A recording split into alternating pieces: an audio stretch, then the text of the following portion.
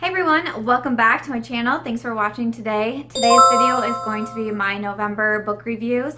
So I'm going to go through each of the books that I read in November, myself personally, read for Chick Lit Plus, and just kind of give my feedback on them, what I thought about them, and do just a little book review for them. So if you would like to see my November reading list, please keep watching. Okay, so the first one that I read is Clutch by Lisa Becker, and I will put the covers over here for you guys as I talk about them. I read this one for CLP Blog Tours.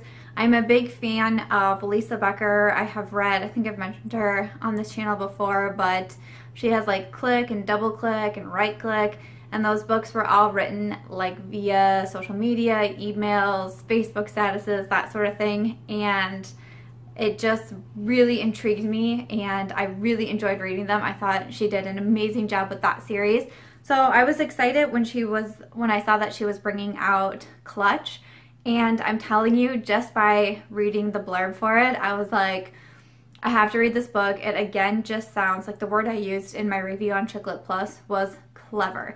It was just such a clever novel, well thought out novel, funny book. Like, I laughed a lot. But basically we follow Carolyn, and she is a purse designer, and she kind of goes through like her men that she's dating, and she compares them each to different bags. And I'm telling you, if you like chick lit and if you need a humorous book to kind of like pep you up, be sure to check out Clutch. The next one that I read and reviewed was Put a Ring on It by Beth Kendrick, and I absolutely love this cute cover that I will put over here. I am a really big fan of Beth Kendrick. I highly enjoy her novels. I think I've read pretty much everything that she's put out there.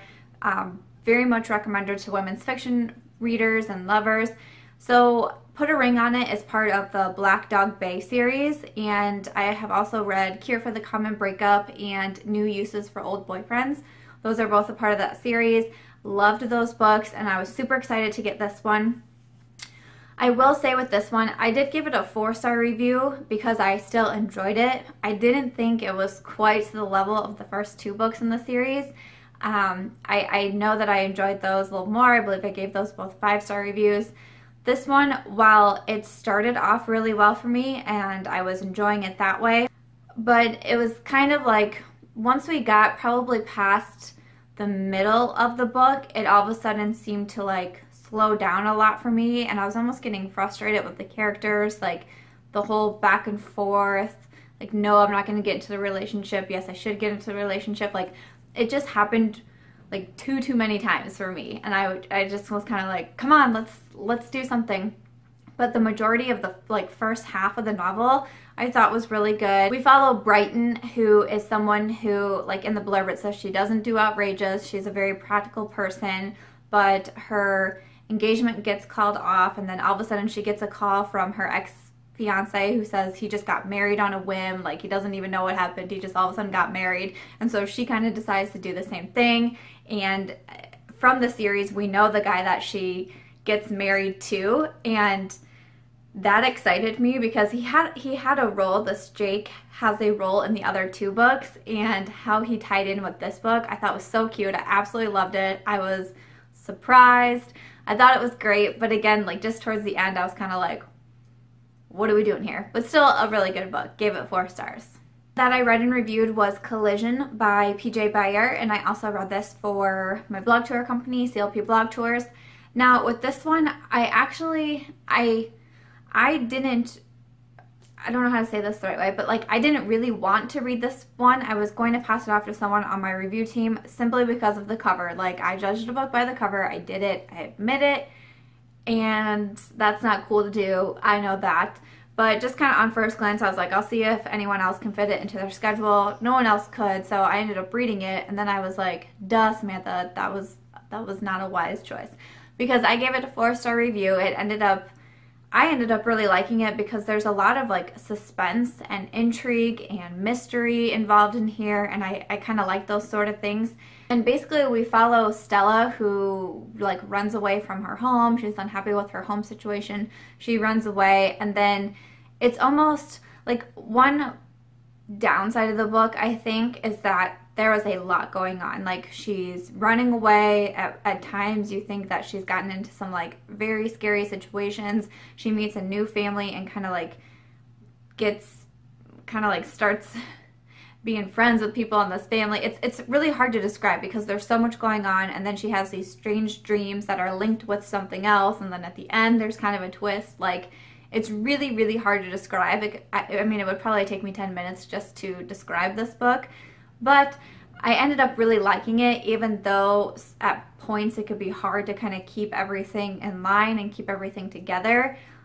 I thought it was well written enough that I was able to follow along okay. It's also set in Australia, which I thought was a lot of fun. The language is a little different, and there's some like scenery and bits like that that I thought were interesting to read about. So I give it 4 stars. Next one that I reviewed, I actually won't go into a lot of detail with because I did give it a 5-star review, and this is Running with Knives by Michele Budka.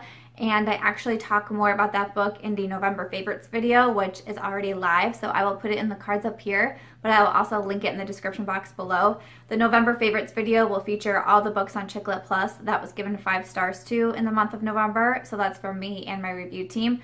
I go through each of those 5-star books.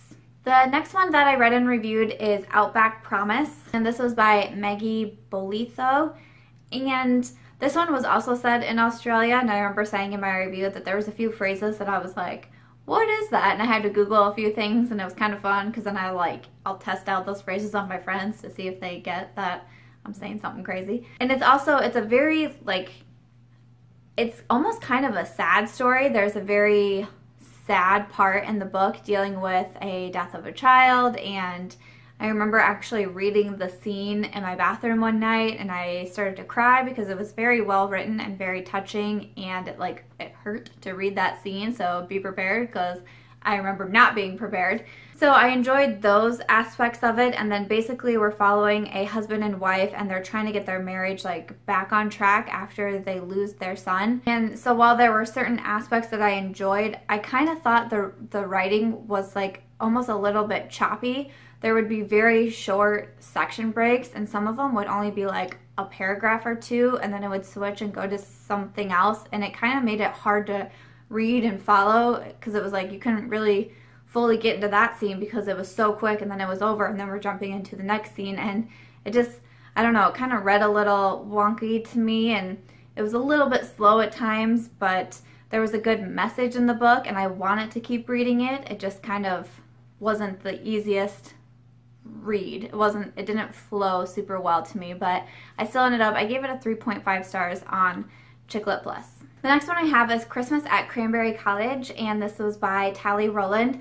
Now, Talli Roland is another Chicklet author that I'm a huge fan of.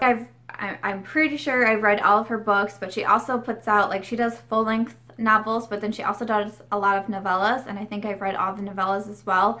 And she usually comes out with a holiday story around the holiday time. She did. This is Christmas at Cranberry Cottage, and I really enjoyed it. I thought it was a very cute read. It's very short. I read it in one sitting, and sometimes, I'll say that I'm not a super huge fan of novellas because sometimes they're just so short to me that I'm like, wait, what just happened? Sometimes I feel like I read one scene out of a book and that was it, but her writing is so cute and uplifting, and this book I thought had very, it was very touching to me because it features a girl and her grandmother, and she's trying to help save her grandmother's home that's being bought out by the government and developers and things like that. And that part I thought was really touching to me because I had a special relationship with my grandmother as well. So I enjoyed reading that, but it is, I will warn you, it is very short, but it is also only 99 cents if you want to purchase it. And all of the Amazon links will be in the description box below, plus all of my links to my review on Chicklet Plus if you want to check those out too. The next one that I reviewed was 30 Days to 30, and this is by Courtney Psak. And this is another one that I gave 5 stars to, so go ahead and check out that November favorites video and see why I gave this one 5 stars. Then I got another 5-star one for you. I also read and reviewed Death Before Decaf by Fardig in November, gave it 5 stars.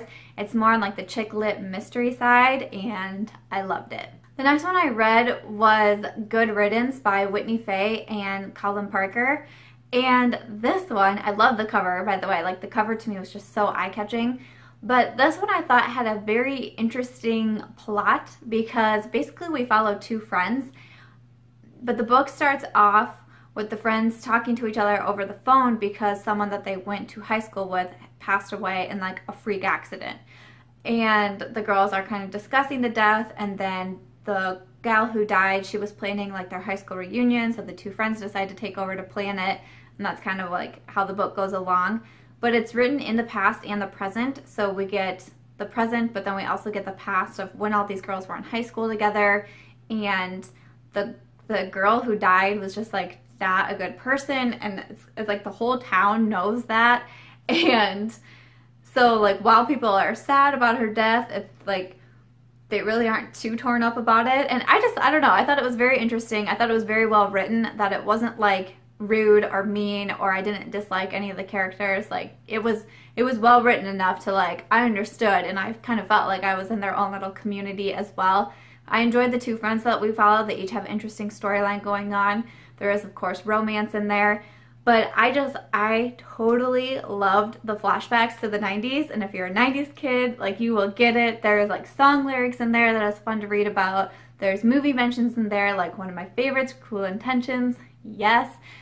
You know, just the talk of what life was like in the 90s, what we were interested in, and I had a blast reading it. I gave it 4.5 stars. So those were all the books that I read and reviewed in November for Chicklet Plus. I hope you guys enjoyed the video and enjoyed hearing about some of the books that I was able to read and review.